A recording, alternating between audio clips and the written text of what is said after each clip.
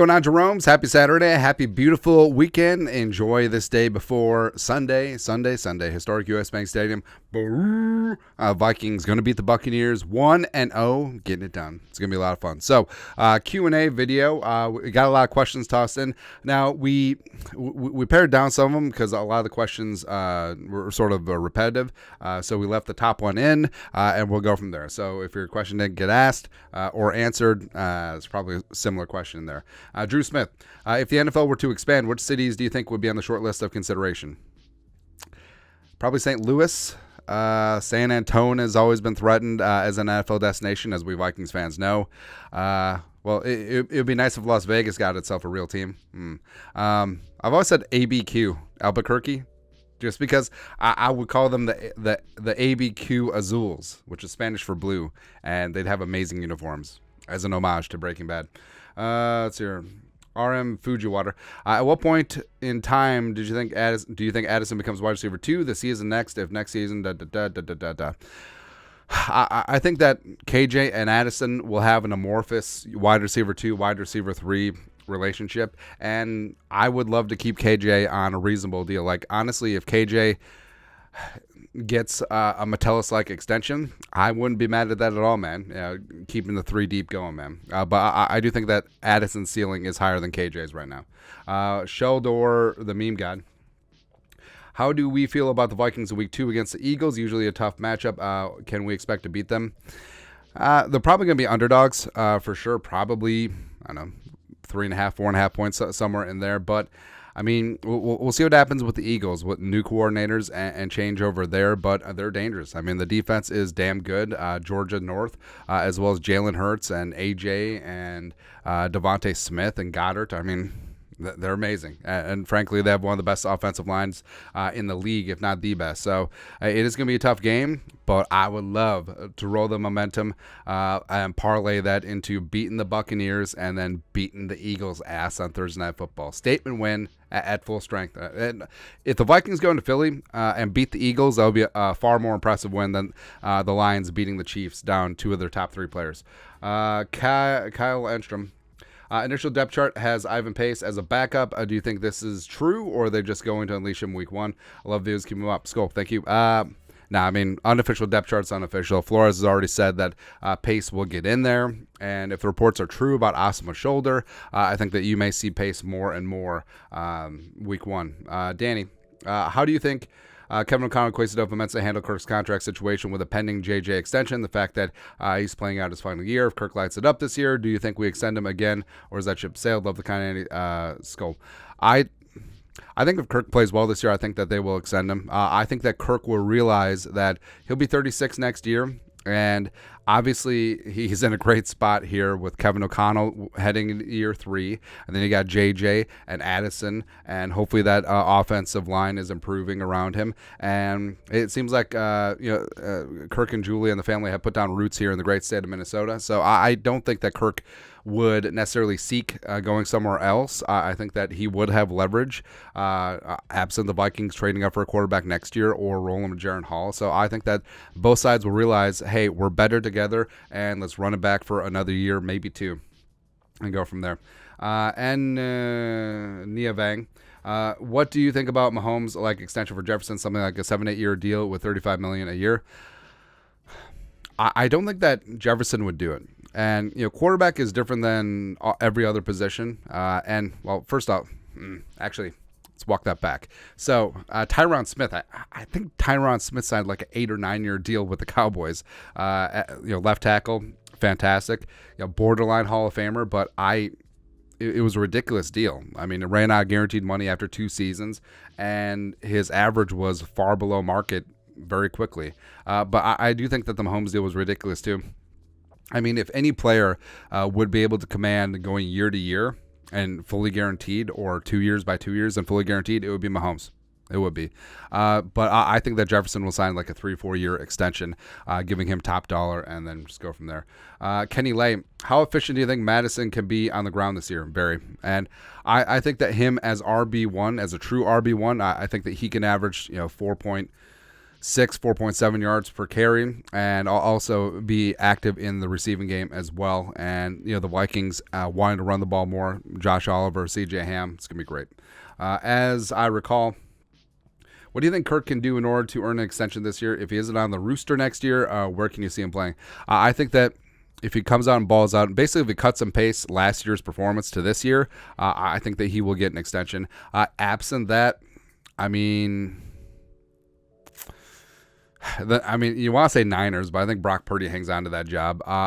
If Jimmy G's like a one and done in the desert, sure. Other than that, Atlanta would make sense. Like if Desmond Ridder fizzles and they want to go, Atlanta has so many damn weapons, and they got to feel like they're close, and that could be a soft landing spot for Kirk. I don't see that. I don't know. Maybe the Dolphins if Tua sucks this year. It's possible. We'll see. Patriots. Yeah, that could work. Online alias. Do you plan to do any fundraisers this year like years prior? Memory's a bit foggy, but I remember the Jeromes helping out with one of your daughter's school. School. Yeah, so pretty sure it was like for playground. Yeah, they're building a new playground, and the Jeromes were extremely generous, and we beat the living piss out of everyone else. All those other kids putting up their fundraisers, and my daughter just walked in like, "What up? What's up? I think she won like a sheet of stickers. So it's sort of a Pyrrhic victory. But so when we've been doing live streams as like special one-offs, we've been doing all Venmo and all Super Chat donations go to Twin Cities Food Shelves, and I think we'll continue doing that. I like doing that. I like keeping it local and direct, and then you guys are fantastic. So thank you very much for that. Brandon Muriel. How much of an impact do you think Brian Flores can have on our guys this upcoming season? It'll be a 180. This defense got younger, they got hungrier, they got faster, they got cheaper, and they're just going to get after it. That's the whole thing. Where Flores talks about this defense, and any defensive player talks about this too, where it seems complex, but for them, it's relatively simple. And when things are simple, players can play fast. They're not overthinking checks and keys and all that stuff. And yeah, that's important, and do your job. But if you're thinking about too many things, you're going to be on skates. You're going to be that half second slower, and then that big play bust. And also just playing passive, cornerbacks playing off, not getting a rush with 4. Flores is going to blitz the living piss out of the opposing offense. And yes, they will bust a couple plays here now and then, but they'll also get after that ass. Can't wait to see it. Ted Haysbrook, what's your favorite memory of the Vikings? One recent and one from your early Vikings fan days. Recent? So probably watching the Colts comeback game with my amazing best friend who's a Colts fan, and it was just great. It was just great, absolutely like gloating and absolutely like, who the man? I'm the man.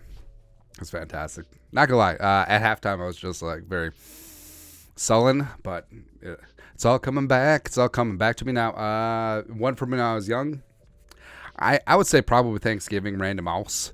Vikings beating the piss out of the Cowboys. It was great, and we've covered.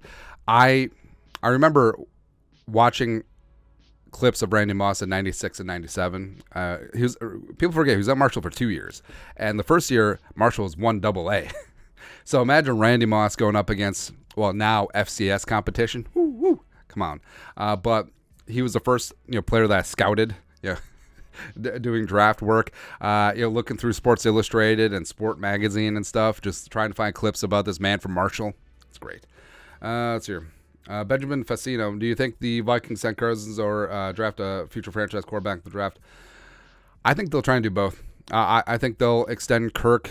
It'll be a 2-year deal, but really 1 year guaranteed. I think they'll trade up for a quarterback, and they'll work with Jaron Hall. I think all three of those things can happen at once. Reptar 11. Biggest strength and weakness for the team heading into the season.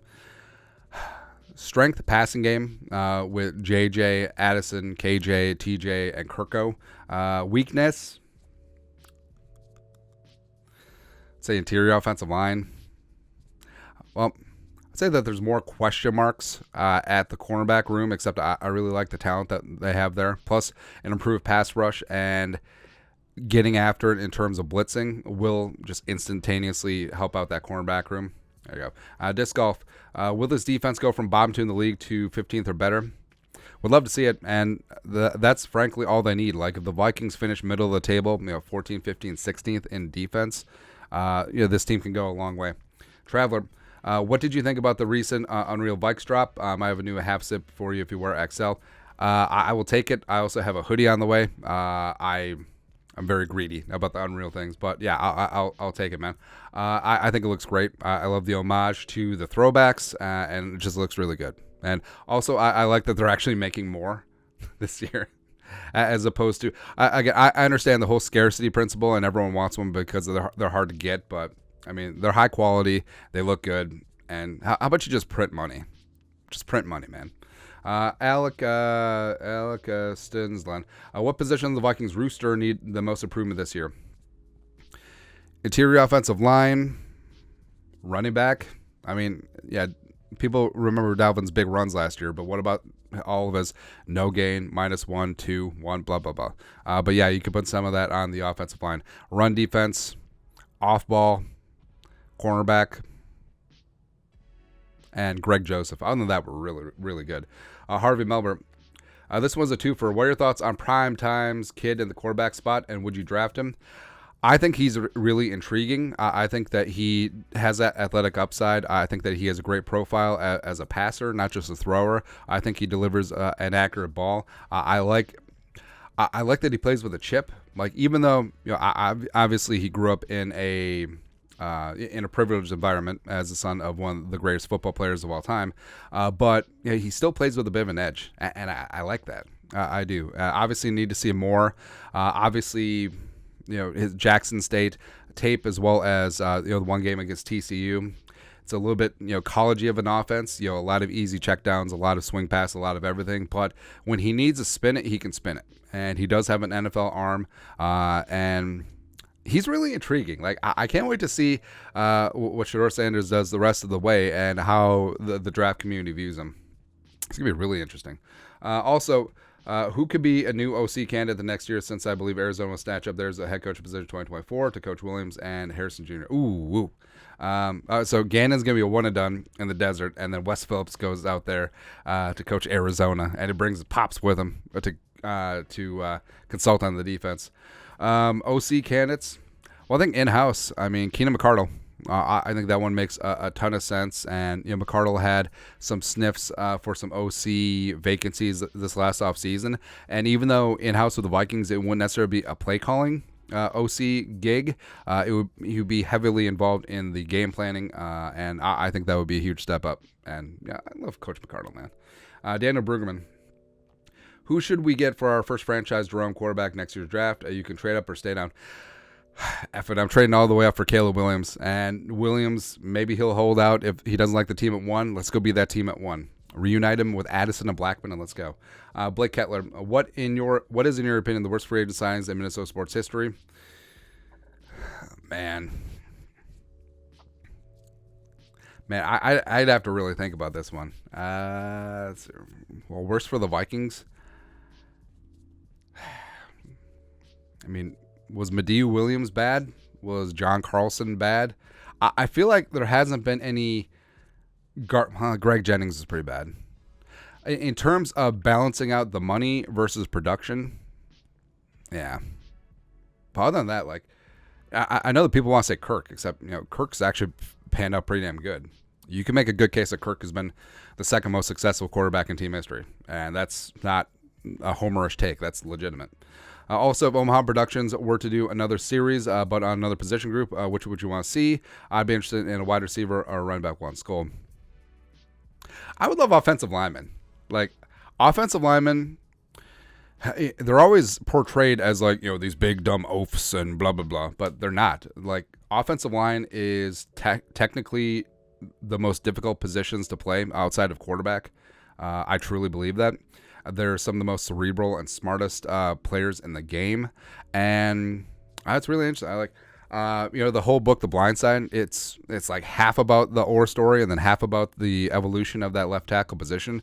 Like, I would actually specifically, I would do a a blindside version of quarterback or 3 left tackles. Like I would pick Darisaw, Trent Williams, and who should we go with here?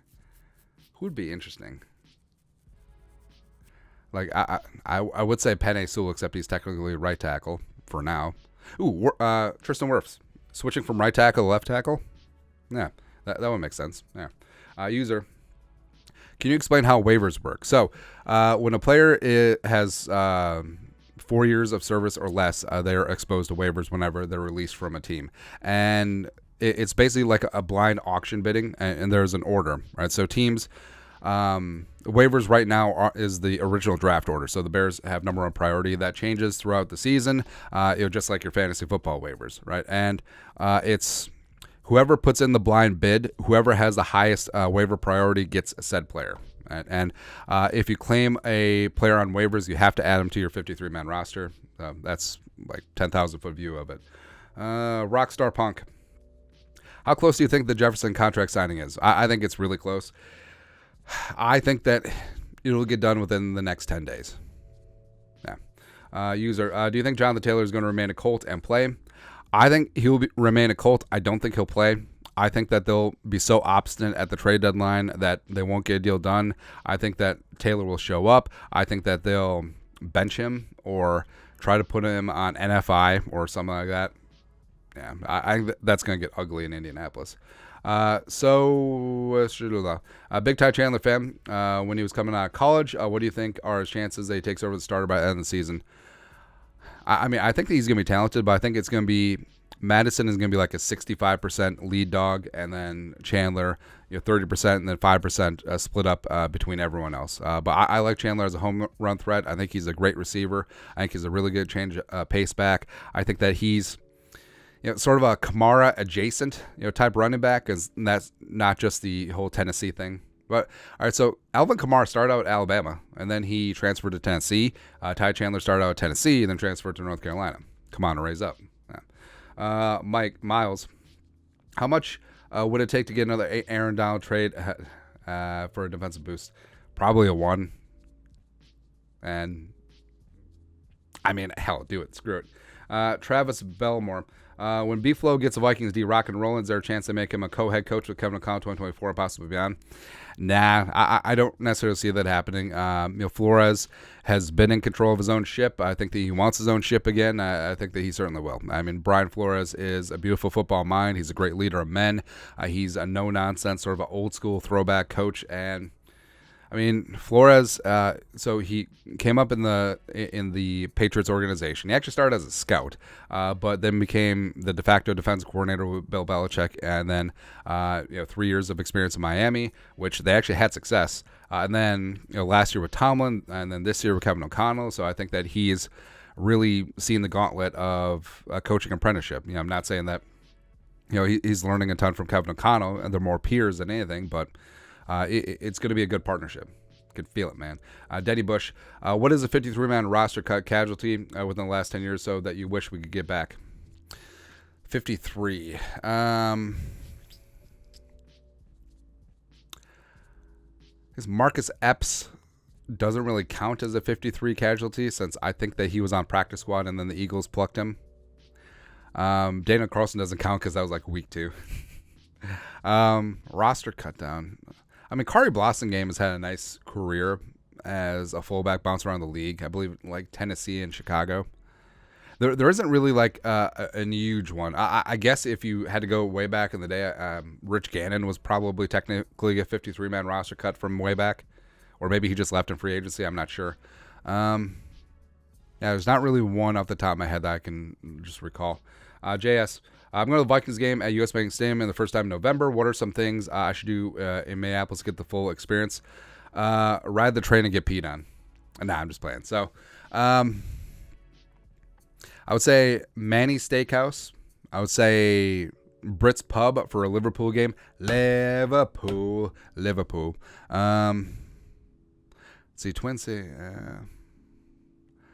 I would say just going to the North Loop, going to Northeast, going to St. Paul. Like, I'm a big fan of Lower Town. Lower Town's fantastic. Go to the Bulldog. If you want to go out to Burbs a little bit, go to St. Louis Park, go to Bunny's. It's a fantastic time. But other than that, I mean, just explore downtown. There's still a lot of great establishments, local small places, hole in the wall spots. Go to Surly. It's fantastic. There's lots of really good things around the Twin Cities to do. Warpoodle, are you going to watch the Rugby World Cup? Starts today. I'm more of a Rugby Sevens guy. Chase Essex, in honor of Bob Barker, could we make punter's nickname Ryan? The Price is Right. That'd be great. That's a good one. Zargoza, are we having a meet and greet in Vegas? Yes, we are. Probably Blue Ox. Details will be coming. I don't know. Probably like the week of. Brother Daniel, love your channel, but I'm new to it. What does Jeromes mean, and where does it come from? P.S. I'm now, let's say, a very mature man, and let's say the Vikings since day one. I've been through it all. That is, this time of year, it's going to happen. That's right. Love the face. So, we periodically explain this, and it's really stupid. So, back in the day, there was like a poker podcast called Poker Road, and Phil Ivey is one of the greatest poker players of all time.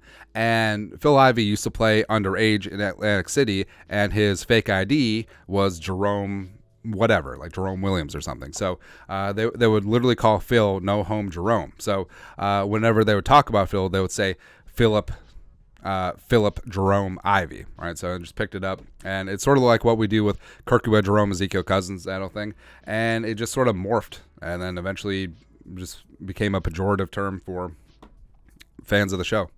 That's really it. Like, it's funny, the etymology of phrases are usually like a letdown, but yeah. Bodie, score from Idaho. What free agent should the Vikings sign outside Dalton Reisner and Jason Peters? KJ Hamler one time. I actually feel pretty good about the roster right now. I mean, sure, adding some veteran offensive line depth does certainly make sense. I mean, Linval one time. I mean, you saw how Linval operated last year with the Eagles. Why not? Jermaine Williams, he still lives here, by the way. Have you ever been to South Carolina? If so, what's your favorite city, and what do you realistically see the Detroit Lions record being this season? I've been through South Carolina. I've never actually spent time in South Carolina. But what route do we take? And so we went through Charleston. I mean, Charleston was great. I haven't spent a ton of time in South Carolina. We were supposed to do a legitimate week in Charleston, but plans fell through. And we decided to go to Vegas instead. But yeah, the wife definitely wants to go down there, and we'll check that out. But Spartanburg. Nah, I'm just playing. And also, what really? I think the Lions will end up 11-6. I think that's what we're shooting for. There you go. Hunter Bell. How much better will the defense be under Coach Flo? A bajillion. Ryan Schultz, what are projections for Jordan Addison's rookie season? I'm going to say 70 for 1,107. There you go. It's close enough. Hunter Bell, how long is Kirk going to be able to tolerate the beating he is about to endure? Well, he's done it throughout his entire career here in Minnesota. I mean, in Washington, he had a great offensive line. He had Trent Williams. He had prime Trent Williams. He had Morgan Moses. He had Scherf. I mean, he was good to go in Washington, man. But yeah, Minnesota, I mean, he's taking a beating every single year. Cody's nuts. I'm stuck in Bears territory this season in an undisclosed location. What's the best way for me to see purple and gold? Free or paid options? So I don't think I'm supposed to suggest what I want to suggest, but also I think YouTube TV has the Red Zone, or not Red Zone, Sunday Ticket this year. So there you go. Andrew Cool, what's your favorite non-American sport? I guess it'd be Premier League soccer. Liverpool. That's right, man. Janky, have you ever watched the O-Line channel with Mackie, Alex Boone, and Jeremiah Searles? Also, in general, do you watch anyone else's content? I haven't watched it. I heard it's fantastic. We did pull one of the Searles quotes after Blair Walsh Shank at the bank. Everson was like, "The F it is." We don't really watch or consume any other Vikings content because, number one, I never want to be like consciously or subconsciously sample ideas. We like everything to be fresh and original, and I want all of our points of views to be like just what our 2 cents is. Like we'll absorb all the information, we'll watch the games, and we'll read some articles and stuff like that. But in terms of like listening to shows or watching other channels, I mean, we just don't do it. And it's not that like maybe don't do it on purpose, but also don't have time. I mean, who's got friggin' time to take in all this stuff? That's why I do not take you guys spending time with me lightly, and I value and greatly respect it. Kanye West biggest fan. Justin Jefferson contract extension could come during season. Yes, I think any point. Let's get it done. Mr. Raining Fire, do you think the Vikings have the greatest legends receiving corps? So the best 5 receivers in team history? I think it's pretty damn close. So Moss, Carter, Jefferson, Diggs, Thielen. Yeah, it's pretty damn. Ahmad Rashad. Hell yeah. Duke of Awesomeness. Where would you have the RO line rank compared to the rest of the NFL? Well, in a way, like Darrisaw and O'Neal just completely warp the actual ranking, because if it's strictly interior offensive line, I put the Vikings bottom 5. But if you include Darrisaw and O'Neal, who are respectively are going to be one of the better at the positions by the end of the year, I mean top 10, and that's where we're at. Bennett Durham Klein. How do you get over a girl that you never dated but made you think you two were going to be something? Not to get like too like new age and stuff, but I feel like I don't want to throw out the cliche, everything happens for a reason, but if you're supposed to be together, you would be together. Like the whole what's meant for you will always be yours sort of deal. And it's a spot where if it didn't work out, or if it wasn't going to work out and you just like forced it, like would you want to be in a spot where you're only together because it's coerced or forced? Nah. Like, sometimes people just don't get together for whatever reason. Sometimes they're not compatible. Sometimes one side thinks that they are, the other side thinks that they're not. And for sometimes it could have been great, but a lot of times if it's supposed to happen, it will happen. Like life finds a way. Always happens. So yeah, I won't really sweat it. And there's so many people out there. I mean, that's really about it. And the person that you're supposed to be with, or whatever, however it's supposed to work out, it's going to work out exactly how it's supposed to. And it may not be, what is it, Rolling Stones? You can't always get what you want, but you get what you need. All right. And you may want this person now, or may want that person, but the person that you need may just be right around the corner. So keep your head up. Ryan was kind of bad at reading. Will the Vikings unleash a passing game if they fall behind in the first half? Yeah. Flat Traps. Do you think Jordan Addison will outperform KJ Osborne? I think that KJ will have his solid ass role. Third down, clutch time. Kirk trusts him. He looks for 17. I think Addison will have more highlight reel plays, but I think KJ will be absolutely rock solid. Like I said, I think long term, obviously, Addison's ceiling is higher, but I think this year Addison does have a higher ceiling, but also I think KJ has a higher floor. If that makes sense. Abul. I think Jordan Addison will be a really good wide receiver, but after the preseason, I feel like keeping Rager and drafting a stud offensive lineman would have been a wiser choice. Do you agree? Nah. Roll with Addison, baby. Let's go. Naval A. Hub. What is the value of keeping the fullback on the rooster? Loving some CJ Ham and happy he is continuing to be a Viking. Well, special teams captain. He's involved in every phase of special teams except for, I believe, field goals. But also, I think the Vikings, it's an indication of what they want to do. I think they want to play a little bit heavier personnel. Also, there's some talk about using him as just a traditional third down back, which he could do with a plum. So, yeah, CJ, also leadership in that room. I mean, Dalvin was a quiet leader, but he had a lot of respect in that running back room, and there's a leadership void that I think Ham and Madison will step up in. Twinkie Main, do you ever wager on Vikings games? I've been known to wager a jelly bean or two. Marcus, are there any of the top quarterback candidates actually not that well suited to what the Vikings do or need? It's tough to say. Like, smart coaches adjust their scheme to their players. And some players are scheme agnostic. You look at Caleb Williams, look at Drake freaking May, right? So Caleb Williams, Mahomes 2.0, Drake May's looking like a baby, Justin Herbert and all that stuff. But in terms of, like, if you have a running quarterback, you better cater to his skill set. Or if you have a quarterback who maybe is a little bit raw, like if you put Anthony Richardson in, I don't know, like the Bengals offense, and you try to make him play like Joe Burrow, it's not going to work. But if you adjust the offense, and which is what Shane Steichen's going to do. Like, Shane Steichen was great in the development of Jalen Hurts last year. And if he runs a very similar scheme to Jalen Hurts with Anthony Richardson and even expands it some more, it's going to work.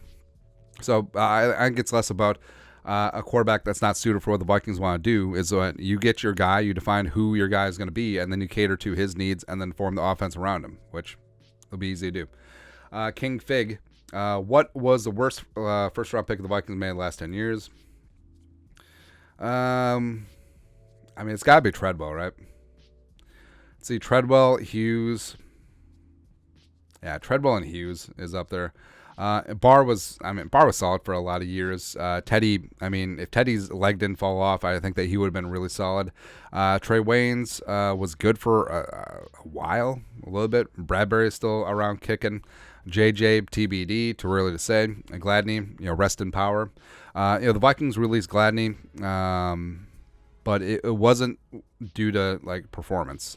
Darisaw is going to be a stud. Lewisine, TBD. Addison, TBD. So, yeah, probably Hughes and Treadwell. Yeah. Let's see here. Blake, how many yards will Jordan Addison have this year? 1,100. Let's go. Alex, did you play football? Yeah, played high school ball. Was a wide receiver on a team that only ran the ball. It was fantastic. 2002 Class A state champions. Let's go. Archangel, 2024 class of quarterback looking juicy. Lucy, that's right. Traveler, really random. I notice you often say let us know your thoughts on our thoughts about X topic, then say let us know your thoughts. Subscribe. Is that intentional? Nah. Having a stroke. Super evil. Allie's cute. Is she single? I've been told that I'm not allowed to mention it through threat of violence. Quest for adventure. I'm the best man at a wedding on Sunday. Any advice to my speech? Keep that ish short.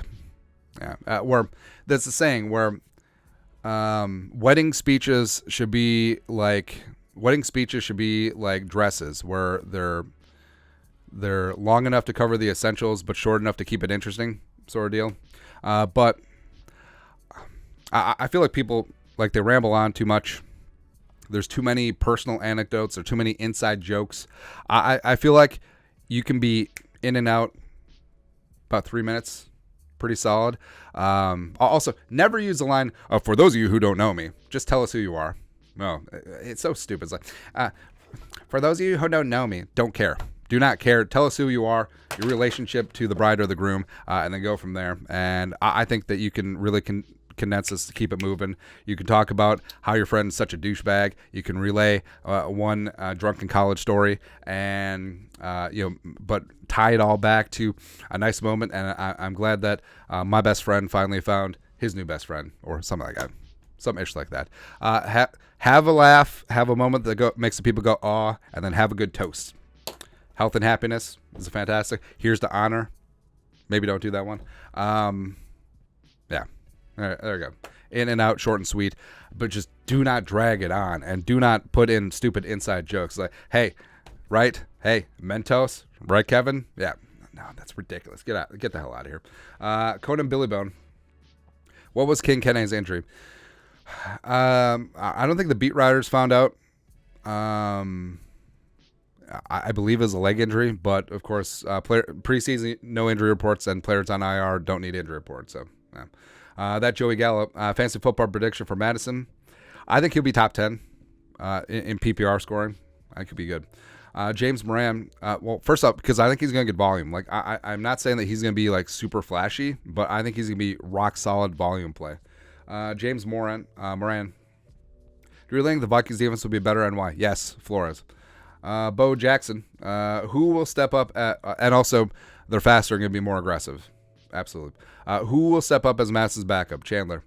Preston Jensen, after the Vikings win the Super Bowl, we be a guest on my podcast to break down the big win? Yes. And also on Zero Sleep and probably a little bit cut. Stephen Lockery, a trade deadline, reunite Aaron Donald with Kevin O'Connell? Yes. User, Joe Burrow for 4 firsts, Kirk and Ezra. I mean, I would do it. I don't know since he would. Josh86, why is there always so much hate for the Vikings, everything from power rankings to Pro Bowl snubs? Because it gets ratings and clicks. I mean, punching down on the Vikings, it's a tradition unlike any other. That's what happens, man. That's what happens. But that's it. That's the super extendo Q&A. Thanks for coming along. Thanks for submitting questions. Let us know your thoughts and our thoughts in the comment section below. That's right. Want to support the work? Put a little something in the Venmo. But until next time, Skol, production value.